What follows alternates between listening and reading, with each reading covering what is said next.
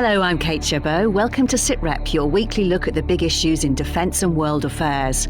Fragments of a Soviet-era cruise missile designed for nuclear war have been found in Ukraine. It had no warhead, so why is Russia firing big, expensive blanks? These older missiles are much more visible to radar than their younger offspring. So that also helps with that strategy because they're much more likely to be picked up and targeted. And new zero-tolerance policy for unacceptable sexual behaviour should mean wrongdoers are sacked from the forces. We'll ask the MP who's led the drive for change if it's working. The military for decades has marked its own homework, and we don't want to see marking their own homework. We want to see very open and transparent investigations. And British civilians who served on Operation Herrick in Afghanistan were entitled to a medal. Is it now time to do the same for Afghan interpreters? That skill and that dedication deserves to be recognised so that these amazing people can stand next to us at cenotaphs across the UK with a medal that they earned just as hard as we did. Plans, they say, rarely survive first contact, and so improvisation has been a key military skill since the dawn of time. It might bring to mind thoughts of gaffer tape, perhaps some amateur welding, and if you're cornered without any live ammunition, firing a few blanks might just help get you out. Russia appears to be taking this approach to the max in Ukraine, apparently firing 1980s cruise missiles which once carried nuclear warheads, but are now simply loaded with ballast.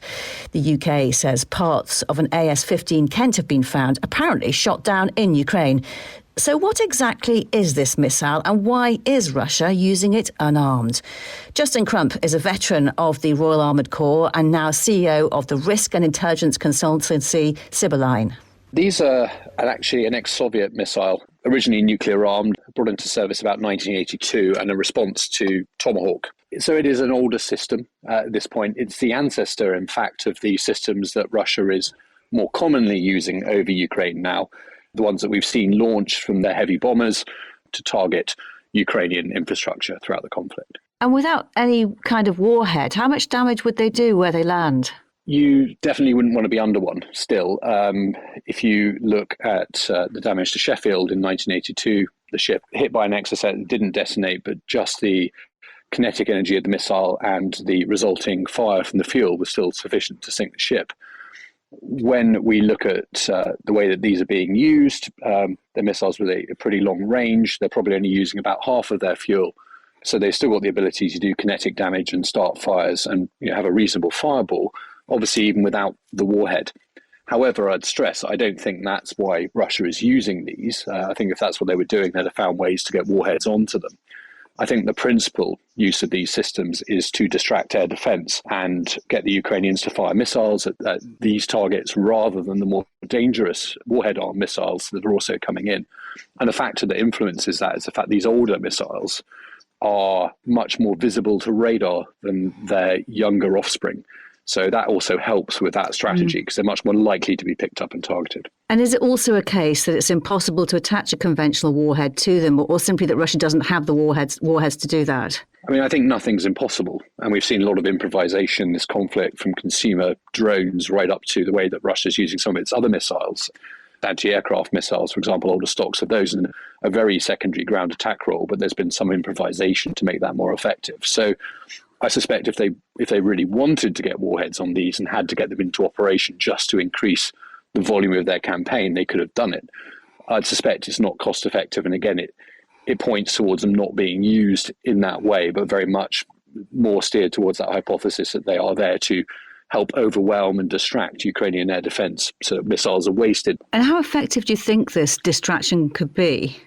It's a fraction of a total, but everything in combat, as we all know, is about incremental gains. Very rarely is something lost because of one piece of equipment, one tactic. It's the advantage it gives you overall in conflict. And so in this case, it means that a few extra missiles might get through. Well, at the moment, if you believe the Ukrainian claims, they're shooting out 50 of 70 missiles that are incoming.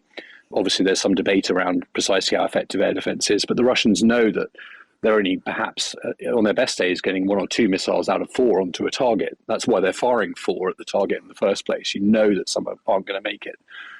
And so anything they can do that increases those odds increases the chance that weapons with warheads will get through. So Maskarovka is a Russian strategic concept of deception. Tactical deception has been a very big deal in warfare forever, but the Russians are very aware of its value, particularly in the air domain. In fact, they have drones that replicate helicopters that we saw some evidence of being used at the start of the conflict, again, to try and distract attention from heli-borne operations. Justin Crump, veteran of the Royal Armoured Corps, and with me as always, and battling a heavy cold to do so, is Professor of Defence Studies Michael Clark. Thanks for making it, Mike. You told us before how NATO is scanning the skies and seeing everything that moves.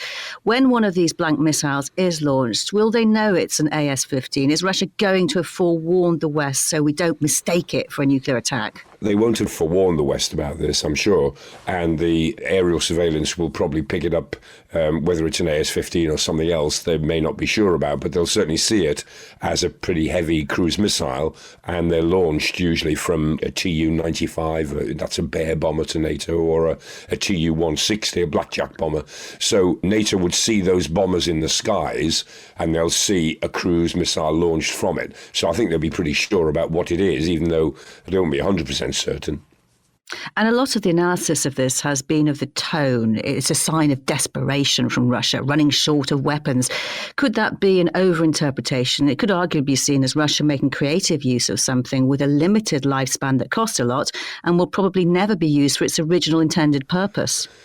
Well, that's possible. I mean, this is improvisation, and the Russians are doing a lot of that, as are the Ukrainians and the West.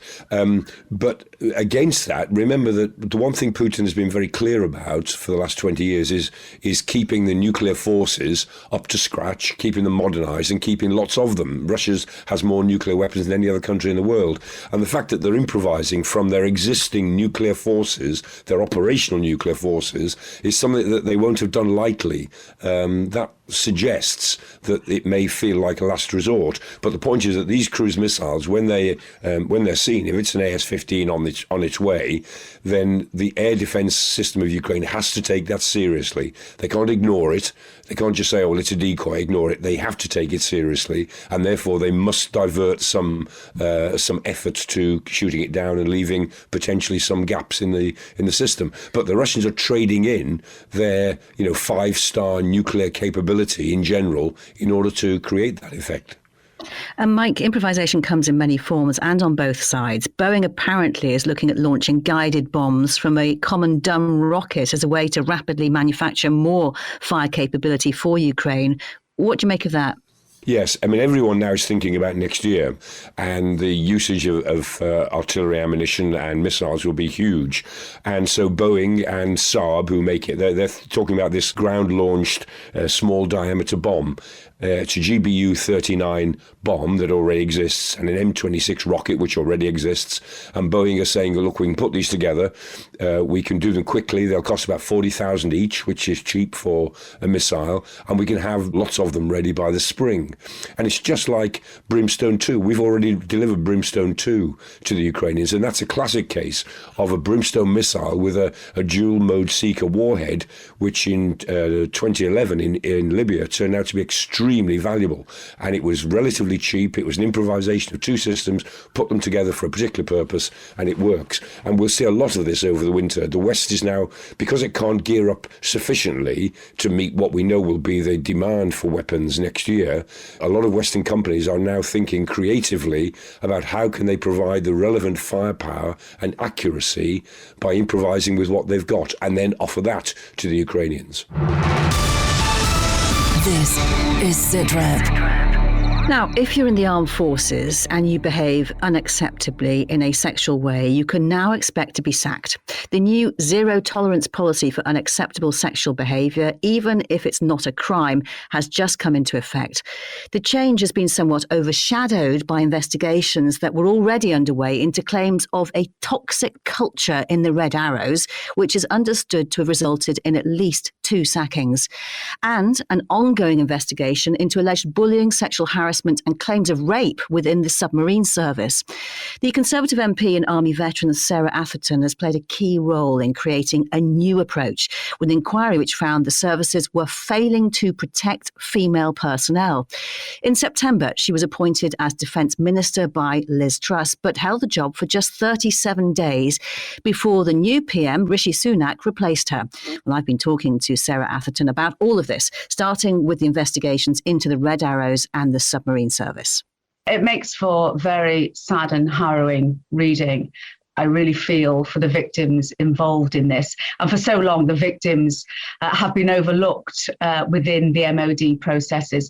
It was always felt that once confidence is built in the system and women and men feel that they have more confidence, they can have their voice heard, where it won't be dismissed and they will be taken seriously and they will get the support they need, that cases will increase. And I suspect we will see a lot more of these cases going forward. We need a cultural change in the military. And we're really at the stage where we need to lance this boil before we can heal. And I think we're at that stage where we have an old system just transitioning into the new system. But I think my inquiry with the Defence Select Committee has given women the confidence to come forward. And this is what we're seeing right now. But my role is to very much scrutinise and hold the Ministry of Defence to account to make sure that the new system is in place, will be followed. There is a zero tolerance with a presumption of discharge, regardless of rank and status.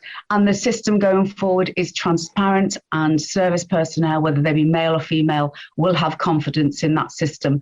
Once we see the naming and shaming, which we're seeing now, the military can rebuild and be a modern military ready for the future. And do you have confidence in these investigations that have been launched? I do have confidence because we are seeing some very high profile cases coming forward in the media. 3 years ago, we probably wouldn't have seen this. So I do have confidence. But as I say, we are betwixt and between an old and new system. Both the Red Arrows and the Submarine Royal Navy Service at the moment are using non-statutory investigation methods. I'm a little bit uneasy about that because one of the points raised in my inquiry was the military for decades has marked its own homework, and we don't want to see marking their own homework. We want to see very open and transparent investigations using the new system, and that will then build confidence, and with confidence will come cultural change.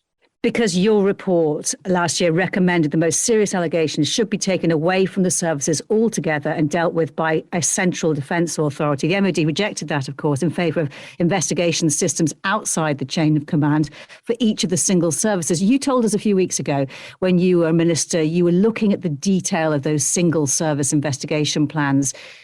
Are you still sceptical about them?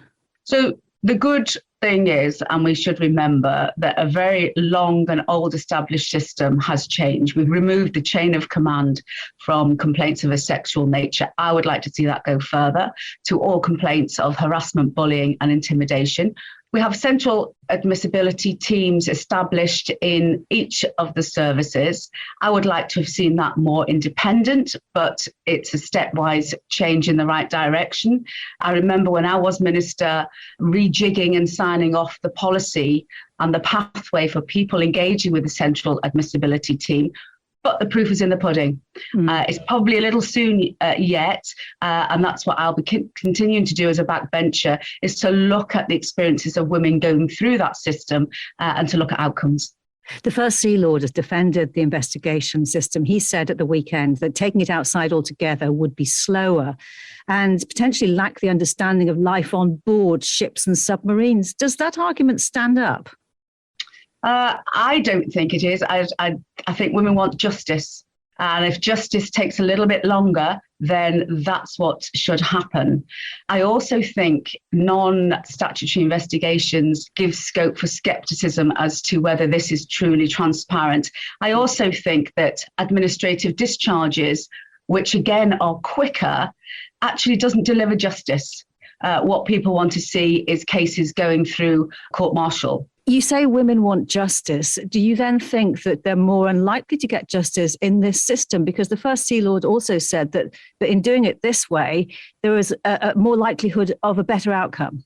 I don't think he or I can judge that yet until enough women have gone through the system that can be audited and analysed. Part of my role as a backbencher now, as a member of the Defence Select Committee, will be to look at the cases going through and seeing whether justice is served. How do you feel doing that as a backbencher? Do you think you'll have more clout, more freedom to say what you really think? Yes, that's the privilege of being a backbencher. Yeah, you can hold the ministers to account a lot more and the service chief. So, yeah, I shall relish this potential.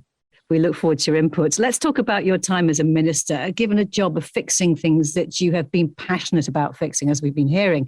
In the 5 or so weeks you were inside the MOD as a minister, do you think that was enough time to achieve anything substantial? Are you happy with your time there?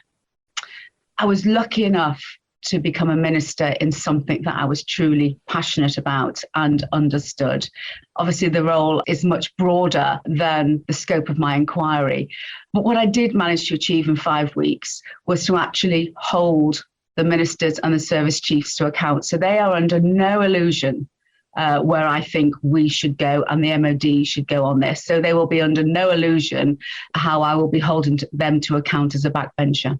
The MOD says it's demonstrating significant progress for women in the forces. Having sat on both sides of this now, do you think that's fair? Oh, I think that they have made massive strides to change the lived experiences of women in the forces. They've got a voice, they are valued, they are recognised.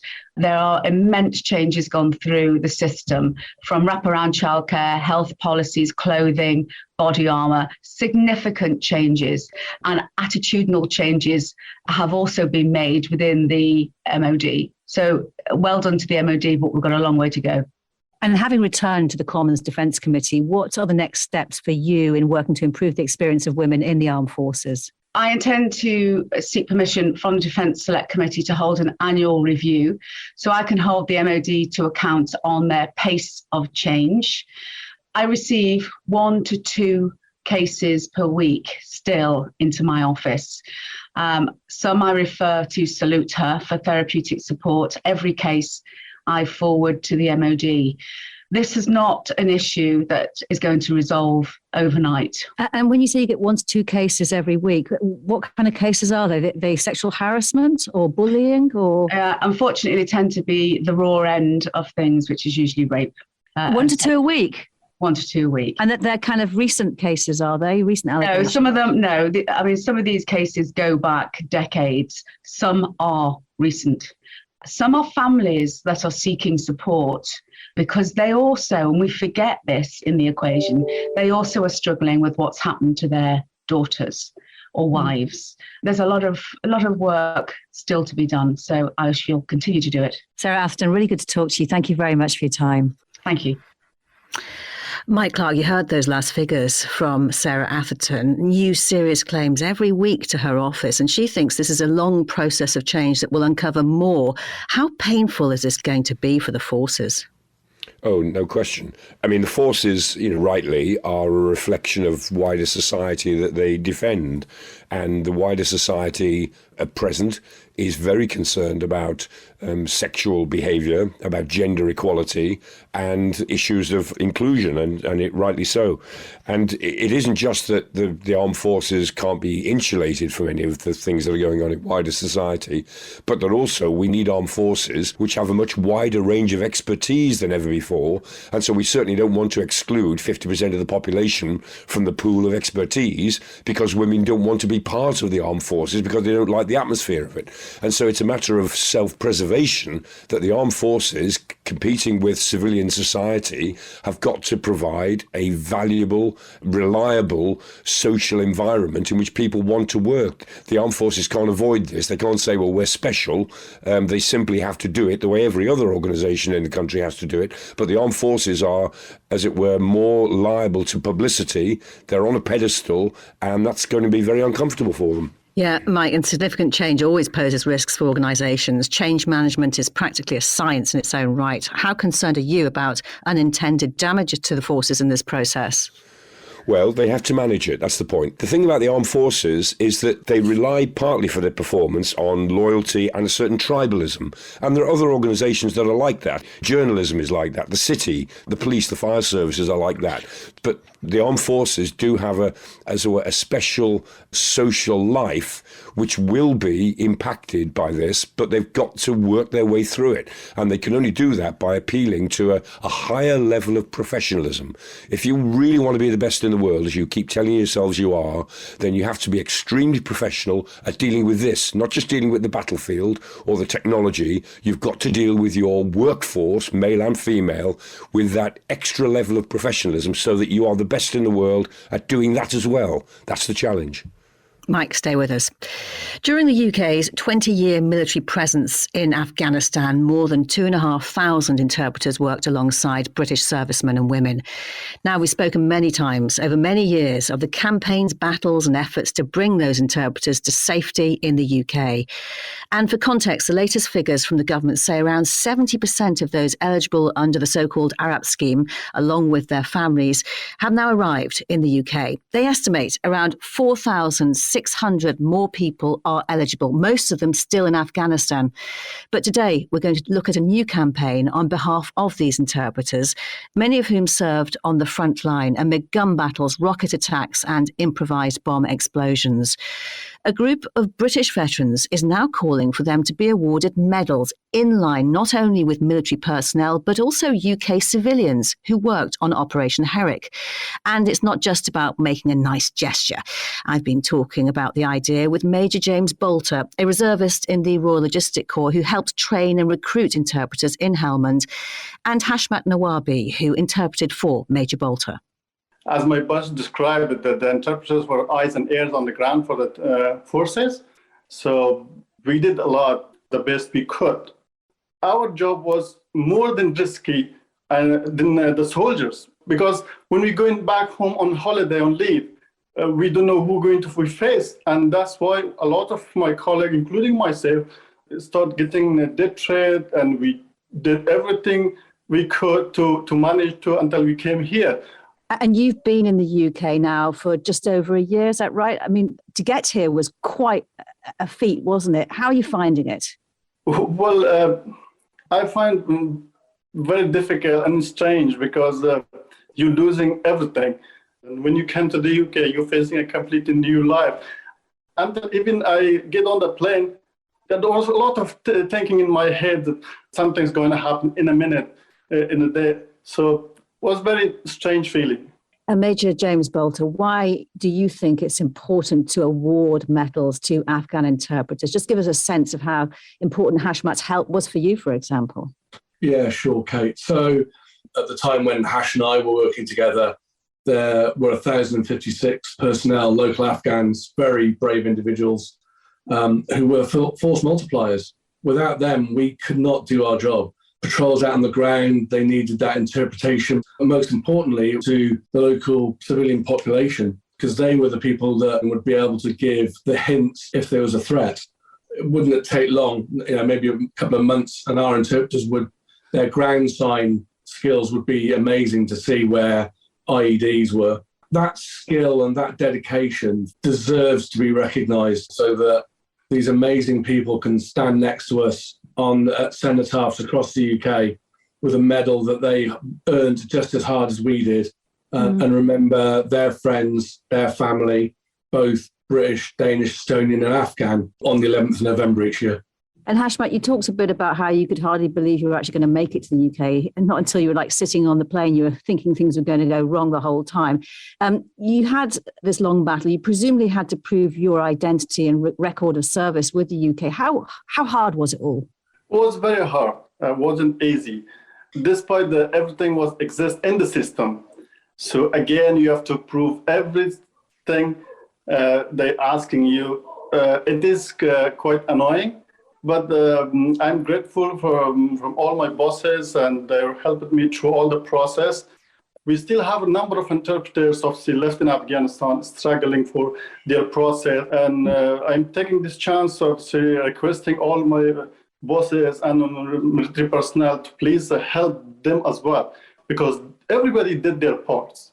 And James, you talk about the recognition that a medal would bring. Another argument is that it would help unlock access to support. Why do we need a medal for that, though?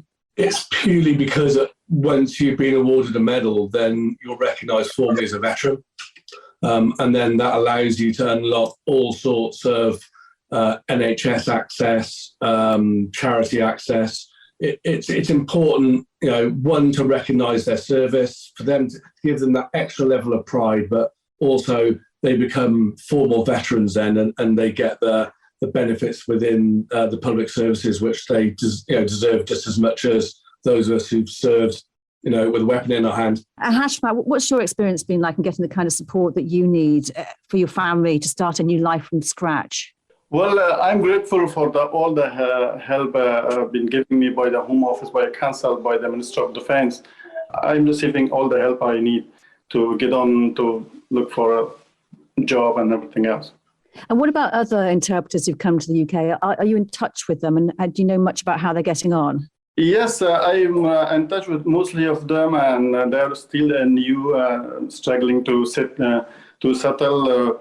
But we have a large number of community in Glasgow, in Manchester. So whoever's come new, we're advising them if they need any kind of information or finding the hospital, or searching for a job or for a school and languages or universities. We provide all the experience we're getting to those people who are coming to New Year. It's a big help, I think.